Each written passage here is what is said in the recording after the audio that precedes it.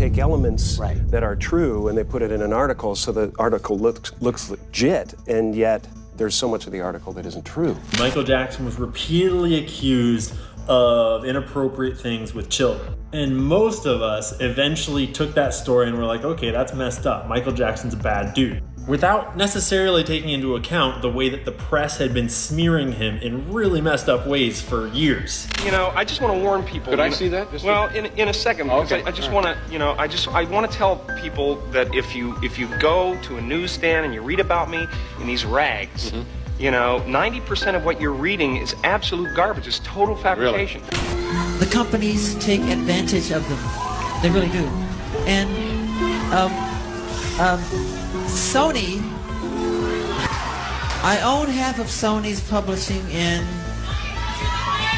I'm leaving them, and they're very angry at me because of it. But Michael constantly told me, Latoya, if I die, they're gonna murder me, they're gonna kill me. A rare Jim Carrey interview has suddenly leaked where Jim defended Michael Jackson while the rest of Hollywood was busy demonizing him. And he even hinted at a disturbing plot against Michael that went far deeper than we ever imagined. Now, if you thought that those accusations against MJ were suspicious, wait till you hear what Jim Carrey had to say. Jim not only defended MJ's innocence, but he also allegedly warned Michael that Sony Music and elite industry executives were orchestrating the smear campaign to destroy his reputation. All because MJ was starting to expose those same higher-ups that Jim would later call soulless and monsters hiding behind contracts and cameras. And that's not all. Insiders are now saying Jim himself may have come close to being sacrificed. After publicly exposing the machine behind the entertainment industry, Jim's own life spiraled into chaos, and his ex-girlfriend passed under sketchy circumstances. And some believe it was no accident, but a warning that made Jim walk away from Hollywood for good. But let's circle back. What exactly did Jim reveal about MJ? Was MJ framed because he threatened to pull back the curtain on the same puppet masters Jim exposed? Let's break it all down. So the conspiracy really is a conspiracy, in my opinion, between the media and the DA to make Michael Jackson appear to be the guiltiest person on the planet, when in truth, no one could be more humble, more talented, and more loving than Michael Jackson.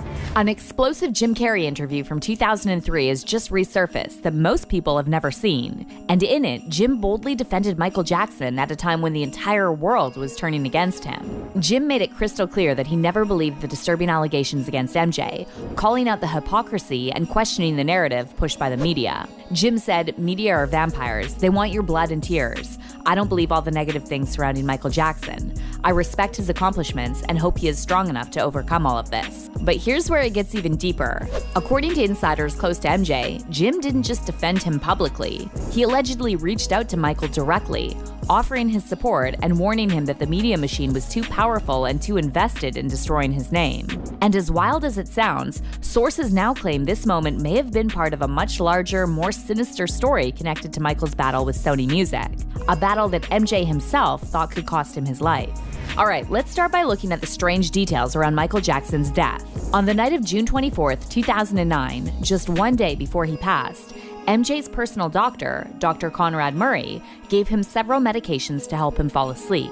When nothing seemed to work, Dr. Murray gave him a dose of propofol, a powerful sedative usually used in surgeries. Michael finally fell asleep, and Dr. Murray stepped out to use the bathroom. But when he came back a few minutes later, Michael wasn't responding and had a very weak pulse. Dr. Murray started doing CPR and even gave him medicine to try and reverse the effects of the medication. But here's where things get weird. Dr. Murray didn't call 911 right away. The emergency call wasn't made until 12:21 p.m., which was nearly an hour and a half after he first found Michael unresponsive. When paramedics finally showed up, they kept trying to revive MJ for about 40 minutes before rushing him to the hospital. But sadly, Michael was pronounced dead at 2:26 p.m. on June 25th, 2009. This is hard.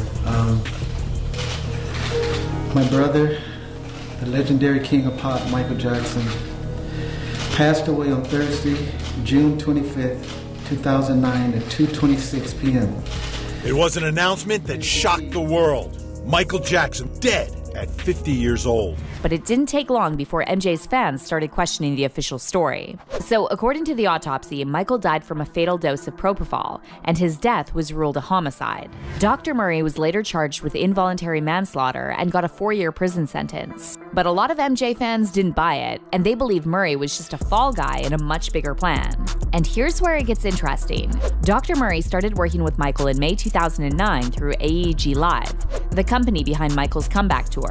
AEG claimed Michael requested Murray himself. However, it was later revealed that AEG actually hired him, and Michael never even signed the contract to approve it. At the same time, Michael's sister, LaToya, started publicly claiming that MJ's massive music catalog made him a target, and she even revealed that Michael told her that someone was trying to take him out. First of all, Michael told me that they were going to murder him. He was afraid. He was afraid for his life. The people that were involved in his life, the people that were controlling him. This book, Starting Over, is about my life. And it's about Michael's life. It's the parallel between the two of our lives. We share that same life where people come into your life, wiggle their way in, control you, manipulate, control your funds, your finances, everything that you have, and you must do what they tell you to do. And that's what Michael was going through. And he knew that everything that was happening to him was not kosher, it wasn't right, and it disturbed him greatly. And he kept saying it over and over and over again. Yes, Dr. Murray was the fall guy, but it's more to it than just that. He named names. He told me people. He told me to be careful of this one and that one. And in the beginning, I didn't, it's not that I didn't believe him. Who were the people that he was saying? People that surrounded themselves around him, people that worked with him, people that were with him the last days. So in 2010, the Jackson family took AEG to court, arguing that the company was careless for hiring Dr. Murray. During the trial, Michael's son Prince even shared that his dad was under extreme pressure and even said more than once that they were trying to kill him. Prince said his father would cry after phone calls, saying, quote, "They're going to kill me. They're going to kill me." And while the jury sided with AEG, Michael's fans still weren't convinced, and they believed someone much more powerful than Dr. Murray was behind it all. And that belief only grew stronger when The Sun published handwritten notes that Michael supposedly wrote just weeks before he died. In the notes, Michael wrote, "They are trying to murder me, and the system wants to kill me for my catalog."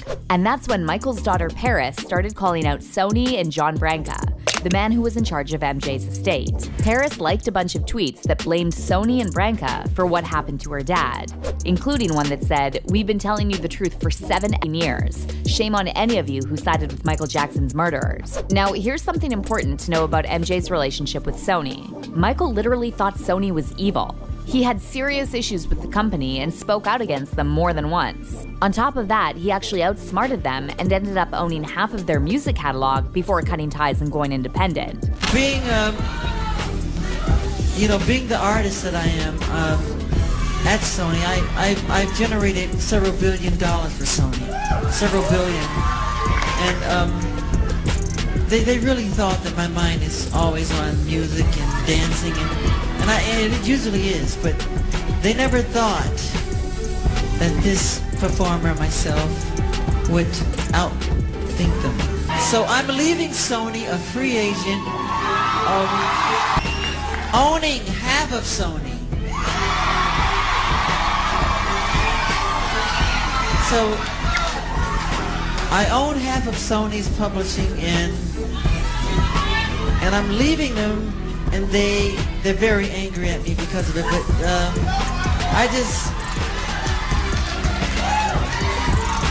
I just did good business, you know. So the way they get revenge is to try and destroy my album.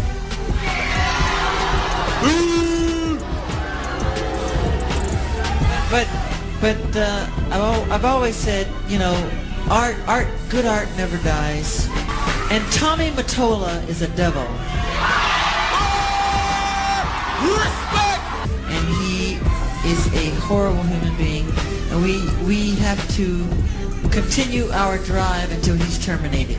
But hold up, we're just scratching the surface here. Before Sony allegedly tried to get rid of MJ, some sources claim they first tried to ruin his reputation by framing him for a horrible crime, one that stuck with him for the rest of his life.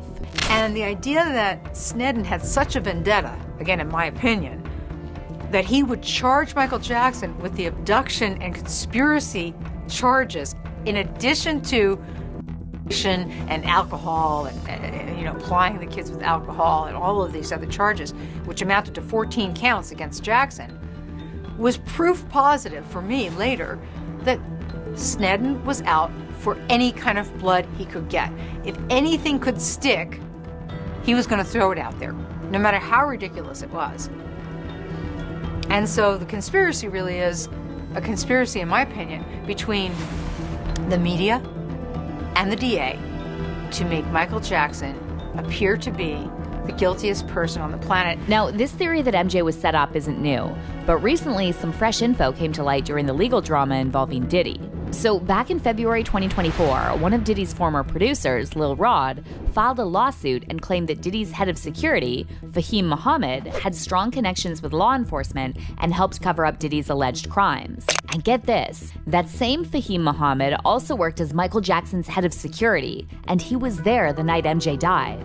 But what's even crazier is that during Dr. Murray's trial, Fahim testified that he had only been hired as Michael's chief of security about 10 months before Michael passed away. At that point in time, how long had you worked security for Mr. Jackson? Approximately 10 months. And what were your responsibilities? I was the chief of his security, so my responsibilities ranged from making sure his house was protected, making sure his children were protected, and making sure his day-to-day activities and movement was all safe and planned and mapped out. Now, here's another wild twist. When Fahim got the job as MJ's head of security, he had just finished college with a business degree, and he was only about 20 or 21 years old. So it's kind of hard to believe that the king of pop would pick someone that young, with no real security experience, to be in charge of his safety. Well, maybe he didn't. According to journalist Ian Carroll, it might have actually been someone else who hired Fahim and just said it was on Michael's behalf. For most of Jackson's career, his head of security was Bill Bray, who was his mentor and basically his father. And the two were extremely close. Bill ran his security until he was 70 when he retired, and Jackson continued to pay his medical bills until he died at age 80. But then once Bill retired, Jackson was then protected by other security people that came and went, and he wound up with this guy who has direct connections to Diddy's blackmail operations, who was directly complicit in covering up crimes for Diddy and covering up use, prostitution, human. This is the guy that was protecting Michael Jackson the day that he died. The day that he was overdosed on after he was probably already asleep, and the only witnesses, there were no witnesses to the crime. I'm honestly kind of surprised that this guy never got checked into as a suspect. But that's not the end of it. Carroll also suggested that Fahim might have connections to intelligence agencies, which led fans to wonder if he could have been one of those celebrity handlers. Kind of like Kanye's ex-trainer, Harley Pasternak, who openly threatened to have Kanye institutionalized. So according to Carroll, this might have all been part of a bigger plan to frame MJ for something he didn't do. And when that didn't work, they may have decided to take him out for good. I shit you not, I was looking up Fahim, and where did I find another article about him? On Penn State, the Wharton School. He didn't attend it as a student, he was invited as a speaker for this Wharton real estate entrepreneurship event, which makes perfect sense. He has a real estate investment company or whatever, but if you've been following along, you would know that the Wharton School comes up an awful lot when we're talking about intelligence agencies and people associated with the CIA and the FBI, etc. Just thought it was interesting that they invited him to be a honored speaker at their event. And now, here's the best part. Check this out. This is in all of his bios, by the way, but we're pointing it out now. In 2008, Fahim graduated from Sacramento State University with a Bachelor's of Science degree in Business Administration with a concentration in real estate and marketing. Okay? Do you realize what's wrong with that yet? Anything coming to mind? When did Michael Jackson die? June 25th, 2009. Jackson died from cardiac arrest caused by a propofol and benzodiazepine overdose, caused by his doctor apparently. Hold up. Hold the phone. Pause. Why is a dude who just graduated college last year with a business and real estate degree the head of security for the king of pop, for Michael Jackson, the most famous musician of all time? What's going on? All right, now let's get back to Jim Carrey, because now some new info is coming out about why he really walked away from his super successful movie career. And apparently, it wasn't just his choice. Insiders say he had to leave because the powerful people running Hollywood were actually trying to Michael Jackson him for speaking the truth about what really goes on behind the scenes. So back in 2018, Jim told The Hollywood Reporter that he wanted to completely take down Hollywood after seeing all the shady stuff happening behind closed doors. He said, "I just didn't want to be in the business anymore. I didn't like what was happening. The corporations taking over. My plan was not to join Hollywood. It was to destroy it. Like, take a gigantic sledgehammer to the leading man and to all the seriousness." By the way, this interview came out shortly after Jim's interaction with a reporter at New York Fashion Week went viral, where he basically made fun of the whole industry for being pointless. There's no meaning to any of this, so I wanted to find the most meaningless thing that I could come to and join, and here I am. They're celebrating. You got to admit it's completely meaningless. Well, they say they're celebrating icons inside. Celebrating Do you believe icons, in boy, that is just the absolute lowest aiming, possibility that we could come up with. It's like icons. Do you believe in icons? I don't believe in personalities. I don't believe that you exist, but there is a wonderful fragrance in the air. Now, at the time, the mainstream media mocked Jim, calling him crazy and trying to discredit him. But over time, more of Jim's past interviews about Hollywood started to resurface, and people started to realize there was actually a deeper message behind what he was saying. Like back in 2014 when Jim was on Jimmy Kimmel and walked in making a gesture that some people think is an Illuminati symbol. Kimmel played dumb and said he had no idea what the sign meant, but Jim called him out, saying that everyone in show business knows exactly what it stands for. Is that a gang sign? Have you, Oh, like you don't know what it is. You don't know what that is. I have no idea. You don't know. Jimmy Fallon doesn't know. David Letterman doesn't know. We don't know. All the comics and show business don't know what this is. Right? Yeah. What is it? Come on, Jimmy. Jim then said he was there to expose the secret group that controls Hollywood, and the audience just laughed, thinking he was joking. I'm here tonight to blow the lid off it, to be the whistleblower. I'm sick and tired of the secrets and the lies. It is the secret symbol of the Illuminati, and you're a part of it, and it is the all-mocking tongue. But then Jim started talking about how talk shows and entertainers are like puppets for the government, meant to distract people from the real problems. And you could tell this made Jimmy really uncomfortable. For years now, talk show hosts, people on television, people in sitcoms have been hired by the government to throw you off the track, to distract you, to make you laugh and stuff like that, make you happy and docile so you don't know what's really going on. And they get out there in the woods in a circle naked and they decide these things and, look at him trying to come it out. It's hilarious. By the way, there were also rumors that the audience didn't actually laugh when Jim started talking about the government using entertainers to distract people. And several people in the audience that night said the laughter was added in later.